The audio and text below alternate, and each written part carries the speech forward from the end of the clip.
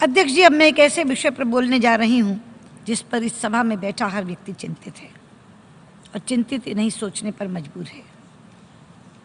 इसी महीने इस शहर में हुए 9/11 आतंकी हमले की 15वीं वर्षगांठ थी। पिछले 15 दिनों में इसी शहर में एक और आतंकी हमले में मासूमों को मारने की कोशिश की गई थी। हम इस शहर के दर्द को समझते हैं। हम पर भी उरी में इन्हीं आतंकी ताकतों ने हमला किया था। विश्व इस अभिशाप से बहुत समय से जूझ रहा है, लेकिन आतंकवाद का शिकार हुए मासूमों के खून और आंसुओं के बावजूद इस वर्ष Kabul, Dhaka, Istanbul, Mogadishu, Brussels, Bangkok, Paris, Pathankot और उरी में हुए आतंकवादी हमले और सीरिया और इराक में रोज़मर्रा की बर्बर त्रासदियाँ हमें ये याद दिलाती हैं कि हम इसे रोकने में सफल नहीं हो रहे। अध्यक्ष जी, यहाँ बैठे सब लोगों को पहले तो एक बार ये स्वीकारना होगा, यदि हम आतंकवाद से लड़ना चाहते हैं तो, कि आतंकवाद मानवाधिकारों का सबसे बड़ा उल्लंघन है।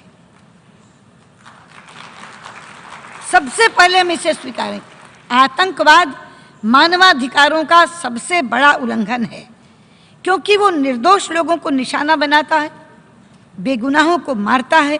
वो किसी व्यक्ति या देश का नहीं बल्कि मानवता का अपराधी है।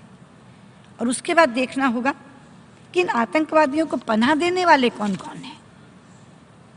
आतंकवादियों का न तो कोई अपना बैंक है, न हथियारों की फैक्ट्रियां, तो कहाँ से उन्हें धन मिलता है?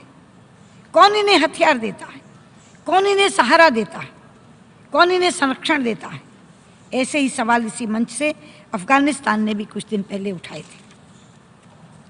अध्यक्ष जी, इतिहास गवाह है कि जिस किसी ने भी हिंसक विचारधारा के बीज बोए हैं, उसका कड़वा फल उसे खाने को मिला है।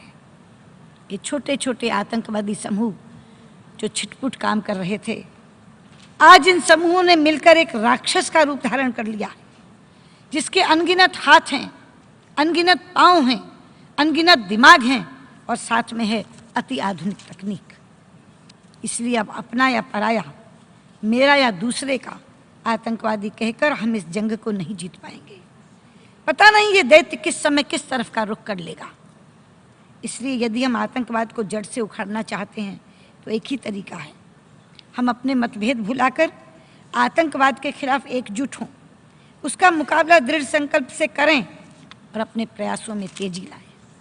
हमें पुराने समीकरण तोड़ने होंगे, अपनी पसंदगियां नापसंदगियां एक तरफ रखनी होंगी, मोह त्यागने होंगे, एहसानों को भूलना होगा और एक दृढ़ निश्चय के साथ इकट्ठे होकर इस आतंकवाद का सामना करने की रणनीति बनानी होगी। ये मुश्किल काम नहीं है अध्यक्ष महोदय, केवल इच्छा शक्ति की कमी है। ये काम हो सकता है और ये काम हमें करना है। नहीं करेंगे तो हमारी आने वाली संततियां हमें माफ नहीं करेंगी। हाँ, यदि कोई देश इस तरह की रणनीति में शामिल नहीं होना चाहता तो फिर हम उसे अलग थलग कर दें।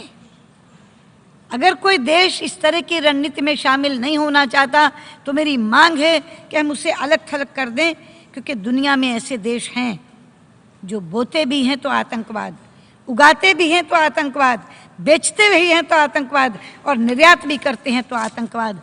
आतंकवादियों को पालना कुछ देशों का शौक बन गया है।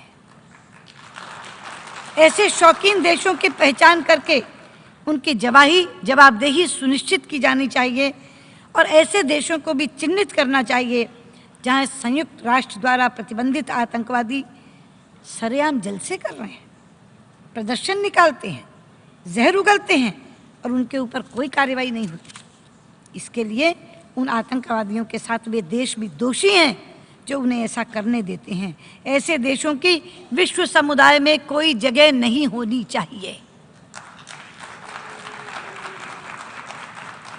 अध्यक्ष जी, 21 तारीख को इसी मंच से पाकिस्तान के प्रधानमंत्री ने भारत के संबंध में 2 बातें कही जिनका जवाब देना चाहूँगी।